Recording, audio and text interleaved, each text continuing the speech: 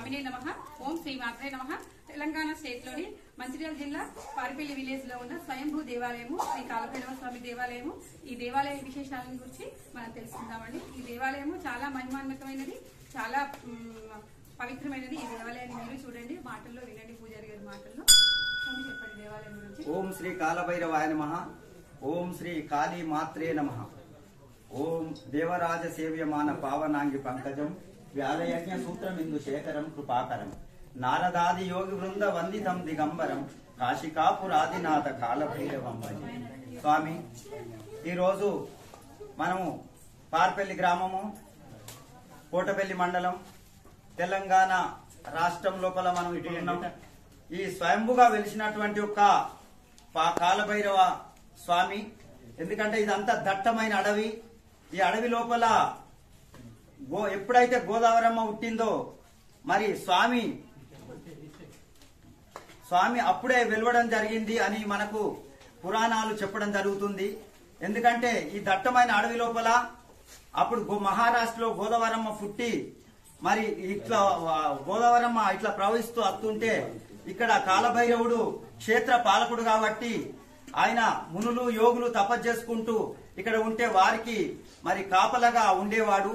మరి వారికి భంగం కలుగుతున్నట్టు ఉద్దేశంతో వారు మరి గోదావరమ్మ ఒక ఉధృతితోని వస్తా ఉంటే ఆ కాలభైరవుడు మరి నేనేం చేయలేకపోతా అనే ఉన్న ఆ గోదావరమ్మని ఏం చేయలేకపోతా ఎట్లా ఆపాలని ఆయన కాలభైరవుడు ఒకేసారి నగ్నంగా ఆకాశం ఎత్తు పెరిగి ఇక్కడ నగ్నంగా ఉండడం చేత జరిగింది.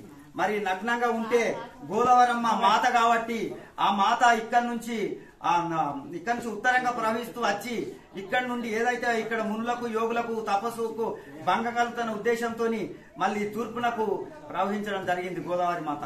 మరి ఎక్కడ చూస్తే మన మూర్తి యొక్క ఆ ముఖద్వారము అంటే తూర్పున కన్నా ఉత్తరంగానే ఉంటది. కానీ ఇక్కడ స్వామి యొక్క ముఖద్వారము మనం చూసినట్లయితే దక్షిణంగా ఉన్నది. మీరు చూడండి, ఇది ఇక్కడ పంచక్రోశ, మరి ఇక్కడ పంచక్రోశ ఉత్తరవాహిని అనే పేరు కూడా మరి రావడం జరిగింది. ఎందుకంటే కాశీ లోపల 3 కోసులు ఉంటే ఇక్కడ మరి చెన్నూరు దగ్గర ఇక్కడ మనకు ఈ కాలభైరవ క్షేత్రానికి 2 కిలోమీటర్ల దగ్గరనే ఉంది గోదావరి. మరి పంచక్రోశ 5 కోసుల ఇక్కడ ప్రవహిస్తుంది. మరి స్వామి ఇక్కడ కాలభైరవుడు తర్వాత చెన్నూరు అగస్తేశ్వర మహాముని స్థాపించినటువంటి ఒక శివాలయము అక్కడ ఉంది. 400 సంవత్సరాల నుంచి దీపం వెలుగుకుంటూనే ఉంటది. అదే ఇంకా పూరి లోపల మనం చూసినట్టయితే జగన్నాథ స్వామి ఆలయము చెన్నూరులోనే ఉంది, తర్వాత పూరి లోపలనే ఉంది.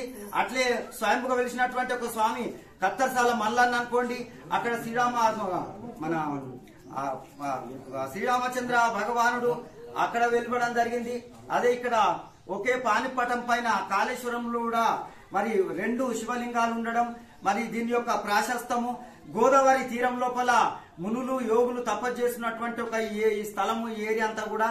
కాబట్టి ఎక్కడైతే ఈ కాలభైరవుని దర్శించుకుంటున్నారో దాదాపు అందరికి కూడా మరి స్వయంగా వెలిసినటువంటి ఒక స్వామి కాబట్టి ఆ స్వామి సంతానం, తర్వాత పెళ్లిళ్లు, గ్రహ పీడలు, గ్రహ దోషాలు అన్ని తొలగిపోయి ఎక్కడి నుంచో హైదరాబాద్, రాజస్థాన్, సిక్కిం, జైపూర్ నుంచి కూడా చాలా పెద్ద పెద్ద పట్టణాల నుంచి కూడా అన్ని హాస్పిటల్ ఉండగా కూడా స్వామి దగ్గరికి వచ్చి ఎంతో మంది మరి నయమైపోయిన వాళ్ళు ఉన్నారు. మరి ఎంతో మంది సంతానం కలిగింది ఉంది. మరి స్వామి యొక్క ఆ పవిత్రత అంత ఉంది కాబట్టి మరి కొండ లోపల కోన లోపల వెలిసినటువంటి ఒక స్వయంభూ స్వామి కాబట్టి అదే విధంగా స్వయంభూ ఇక్కడ తర్వాత మునులు యోగ తపస్సు చేసినటువంటి ఒక మనం చూసినట్లయితే ఆనవాళ్ళు అక్కడ ఒక కింద ఒక చిన్నగా చెల్లిమ బావి లాంటి దోడి ఉండే ఇక్కడ ఒక సాధు, తర్వాత అక్కడ పోతులు వీరబ్రహ్మేంద్ర స్వామి ఆలయం కూడా స్వయంగా వెలిసినటువంటి ఒక ఆలయమే. ఆ స్వామి కూడా కళ లోపల వచ్చి మరి ఇక్కడ నన్ను తవ్వండి అంటే అక్కడ తవ్వుతే గ్రామస్తులందరూ వచ్చి తవ్వుతే అక్కడ కూడా స్వయంభూ విగ్రహం కూడా వెళ్ళడం జరిగింది.